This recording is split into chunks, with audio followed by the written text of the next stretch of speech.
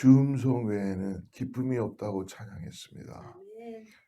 이것이 찬양으로만 끝나지 않도록 정말 나의 인생에 어둠을 물리치시고 빛으로 오셨사오니 주여 오늘 육신을 따라 살아가는 인생 되지 않도록 깨어서 기도하게 하시고 아멘.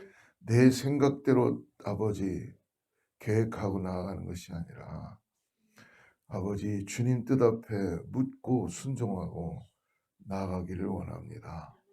우리를 불쌍히 보시고 긍휼히 보아주셔서 오늘도 확연하게 믿음이 무엇인지를 알 수 있도록 주여 살아갈 수 있게 하여 주시옵소서. 아멘. 주님을 따라가는 믿음의 삶이 얼마나 기쁜 것인지를, 아멘. 얼마나 놀라운 것인지를, 얼마나 귀한 것인지를 알 수 있도록 오늘 성령님 우리를 도와주시고 함께하여 주시옵소서. 하나님, 특별히 교회 가운데 여러 가지 기도 제목이 많습니다. 하나님 이미 아시고 응답하시는 줄을 믿습니다. 하나님, 우리 뜻대로 되는 것이 아니라 아버지 뜻대로 되니오니 하나님께서 우리 가운데 주님 뜻대로 순종될 수 있도록 교회의 전반적인 여러 가지 일들과 우리의 삶을 긍휼히 보아주시고 불쌍히 보아주셔서 선한 길로 인도하여 주시옵소서. 속히 이루어져야 될 일들을 주님께서 아버지 우리들의 손을 통해서든 아버지 역사되게 하여 주셔서 하나님 오늘을 지혜를 더하게 하여 주시옵소서. 예수님의 이름으로 간절히 기도드립니다. 오늘 욥기 35장을 봅니다. 욥기 35장 1절부터 16절인데요. 우리 1절부터 8절까지 읽고 오늘 말씀을 같이 나누죠. 35장 1절부터 8절 같이 합동합니다. 엘리후가 말을 이어 이르되 그대는 이것을 합당하게 여기느냐. 그대는 그대의 의의가 하나님께로부터 왔다는 말이냐. 그대는 그것이 내게 무슨 소용이 있으며 범죄하지 않는 것이 내게 무슨 이익이 있겠느냐고 묻지만 내가 그대와 및 그대와 함께 있는 그대의 친구들에게 대답하리라. 그대는 하늘 우러러보라. 그대보다 높이 뜬 구름을 바라보라. 그대가 범죄한들 하나님께 무슨 영향이 있겠으며 그대의 악행이 가득한들 하나님께 무슨 상관이 있겠으며 그대가 의로운들 하나님께 무엇을 드리겠으며 그가 그대의 손에서 무엇을 받으시겠느냐. 그대의 악은 그대와 같은 사람에게나 있는 것이고 그대의 공의는 어떤 인생에도. 아멘. 사랑하는 성도 여러분, 새벽 기도에 나오신 여러분을 축복합니다. 가만히 말씀을 준비하면서 여러분들도 신기하지 않습니까? 예수를 만나고 난 다음에 그날이 정확하게 언제다 우리는 기억할 수는 있겠죠. 날짜까지는 기억하지 못할 수도 있어요. 예수를 만나고 난 다음, 예수님을 만나고 난 다음에 우리들의 삶이 여러분 완전히 바뀌었다는 거예요. 저도 목사가 되게 되고 그리고 이 새벽에 자야 되는 시간에 일어나서 말씀을 전하고 있고 그러니까 완전히 토탈리 나의 인생이 바뀌어버린 거예요. 여러분 신기하지 않나요? 오늘 영상을 보고 계시는 분들도 그렇고 다 보면 여러분 더 재미있는 일이 있고 지금 그냥 내 머릿속에만 생각나는 것들 해야 되는데 우리는 고민하고 회개하고 또 어떻게 하면 주님 앞에 잘 우리가 살아갈 수 있을까? 그래서 말씀 듣고 기도하고 그러는 거 아닌가요? 가만히 돌아보십시오. 여러분 사람은 잘 바뀌지 않습니다. 근데 여러분 제 인생을 돌아보니까 하나님이 정말 살아계시구나. 그러니까 내가 이제는 내 뜻대로 내가 살 수 있는 인생이 아니라는 걸 깨닫습니다. 그렇기 때문에 우리가 조금 부족해도 여러분 조금 좀 늦는 것 같아도 걱정하지 마십시오. 하나님이 나를 구원하여 주셨고 빛으로 인도하여 주셨고 그리고 기쁨을 허락해 주시는 걸 믿으시길 바랍니다. 여러분 세상은 기쁨이 뭐 그런 말이 있죠. 뭐 머리를 자르면은 하루가 기쁘고, 뭐 화장을 하면은 한나절이 기쁘고, 뭐 어쩐 그런 이야기들이 있었어요. 요즘은 또 하나 늘어서 뭐 성형을 하면은 한 3년이 기쁘고, 뭐 그런 이야기. 여러분, 인간의 기쁨은 한계가 있잖아요. 근데 영원히 우리에게 기쁨을 주시는 주님이 세상이 줄 수 없는 기쁨을 오늘 주신다고 말씀해 주십니다. 그래서 오늘 35장을 우리가 또 엘리후와 지난주에 우리가 32장까지 묵상했던 것 같은데요. 이 엘리후의 변론이 또 시작되는 겁니다. 근데 여러분, 엘리후든 욥이든 욥의 세 친구 뭐 엘리바스든 빌다디든 소발이든 아니 우리든 오늘 하나님의 말씀을 우리도 모르게 머리로 받으려고 할 때가 많아요. 저도 머리로 전하려고 많이 해요.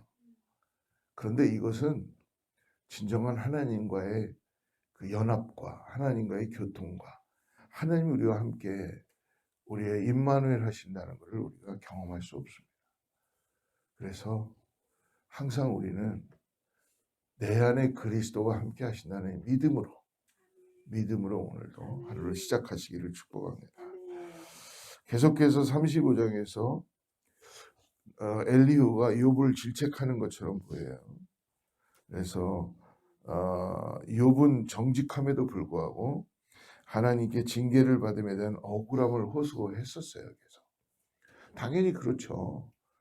근데 여러분, 우리가 말씀을 잘 보면 욥의 의로움은 자기의 의로움을 주장하는 것은 하나님께서 기뻐하지 않으시지만 하나님은 우리를 어떻게 해주셨어요? 예수 그리스도로 입혀주셨잖아요. 그러니까 의롭다함에 대한 칭함을 받았습니다. 그렇기 때문에 여러분 값을 하셔야 돼요. 하나님은 욥에게 지금 너는 의로울 자격이 있다라는 거예요. 욥이 의롭다는 게 아닙니다. 하지만 너는 내가 너를 구원했고 내가 너와 함께하기 때문에 나의 의로운 옷을 칭의 입혔다. 너는 의로울 자격이 있어. 그래서 욥을 동방의 의인이다라고 불렀잖아요. 하나님이 허락하신 의로움입니다. 사랑하는 성도 여러분, 세상을 살아가면서 나의 의로움, 나의 어떤 교만, 그것은 아니지만 하나님의 의로움을 통한 내가 어떠한 존재라는 걸 잊지 마시길 바랍니다. 그렇기 때문에 이 정의나 어떤 옳음과는 다른 거예요. 하나님의 의로움은 긍휼하시며 우리를 구원하시고 세상에 가지고 있는 의로움이 아니죠.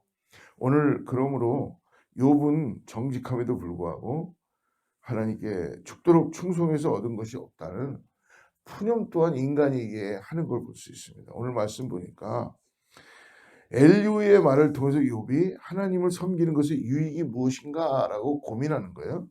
먼저 여러분 2절 보십시오. 2절 한번 보면은 그대는 이것을 합당하게 여기느냐. 엘리후가 얘기합니다. 그대는 그대의 의의가 하나님께로부터 왔다는 말이냐.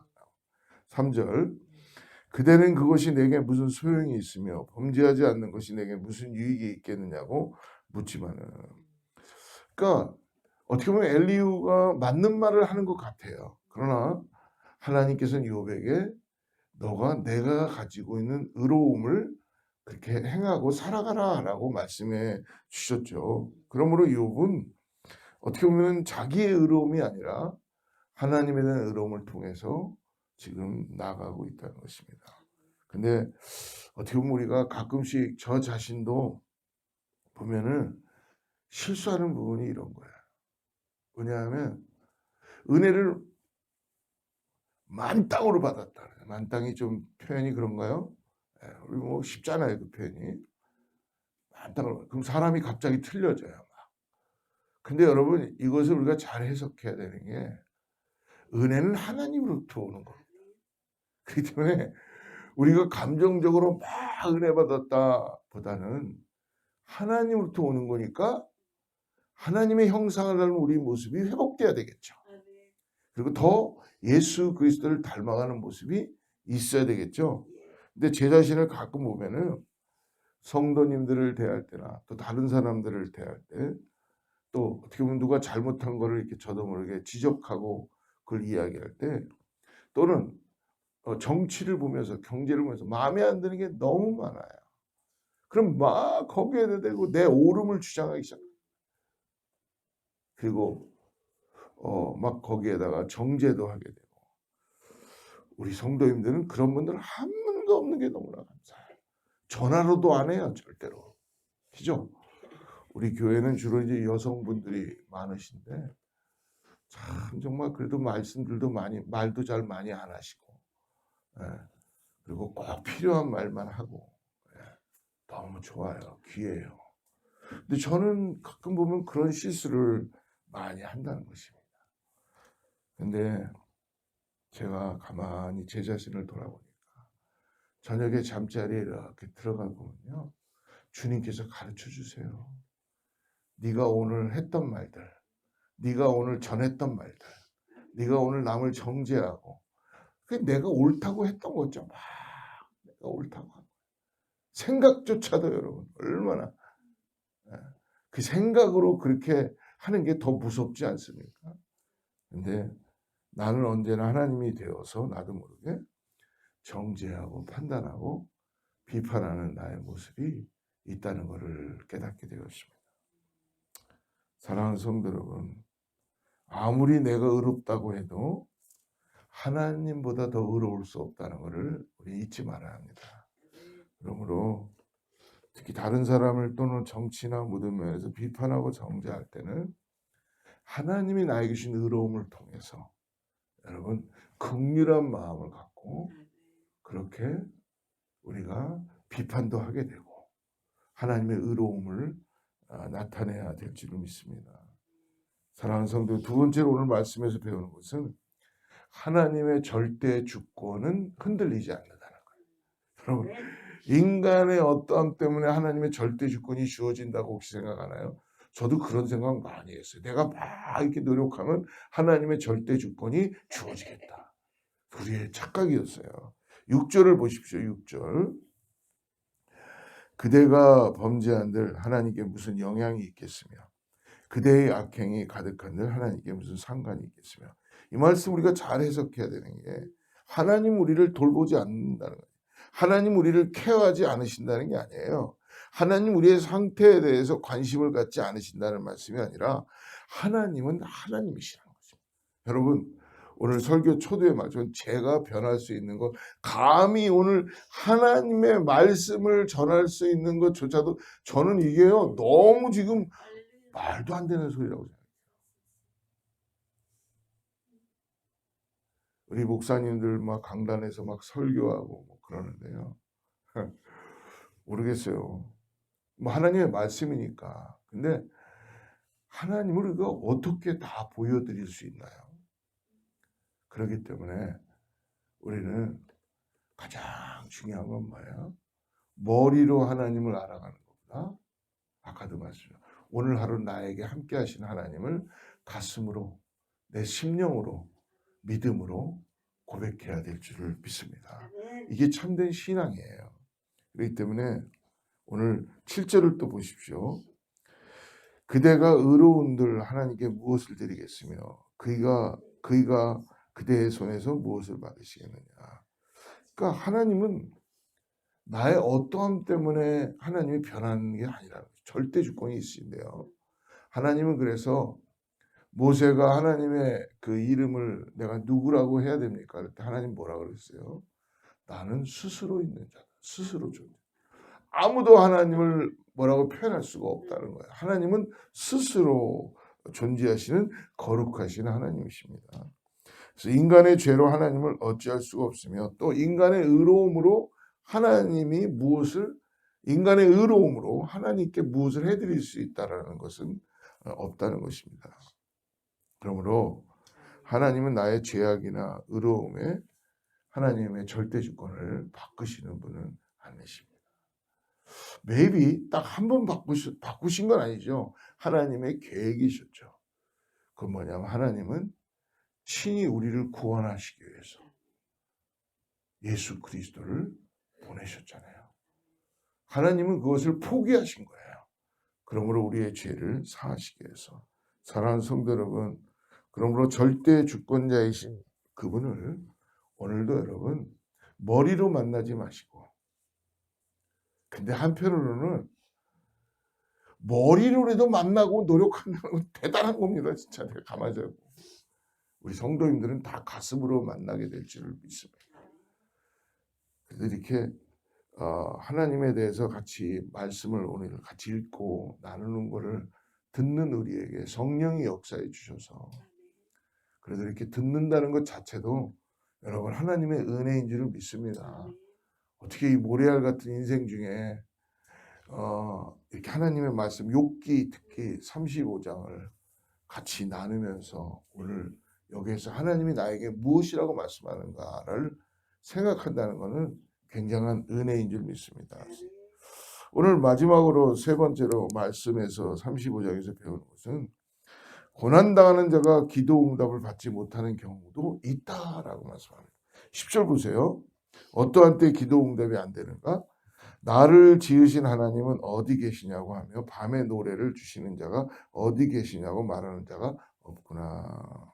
그러니까 나를 지으신 하나님을 내가 알아보지 못할 때, 맞죠? 하나님을 내가 온전히 믿음으로 고백하지 못하고 기도하는데, 여러분 이것은 선앙당에 가서 물 떠놓고 비나이다 비나이다 하는 거랑 똑같잖아요. 우리는 그러나 분명한 건 하나님이 어떠한 분이다라는 것을 믿음으로 고백하고 기도해야 될 줄을 믿습니다. 11절도 보십시오. 땅의 짐승들보다도 우리를 더욱 가르치시고 하늘의 새들보다도 우리를 더욱 지혜롭게 하시니가 어디 계시냐고 말하는 이도 없구나. 즉 우리에게 지혜를 주셨으나 창조주가 어디 계시냐? 주님은 우리와 함께 동행하게 되는 것을 믿으시길 축복합니다.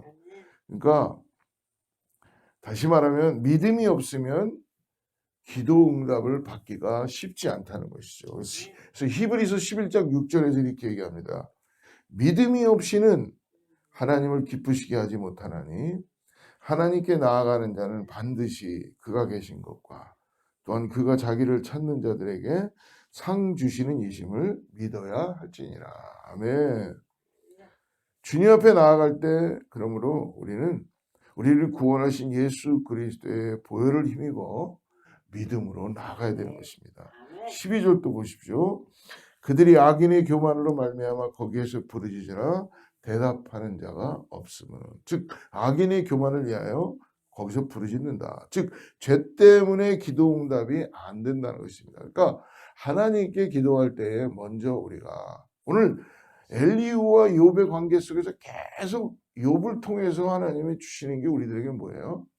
하나님과 우리의 관계가 지금 잘 되어 있지만 막혀 있는 게 있다는 거죠. 뭐예요? 죄라는 겁니다. 그래서 회개해야 된다라는 것이죠.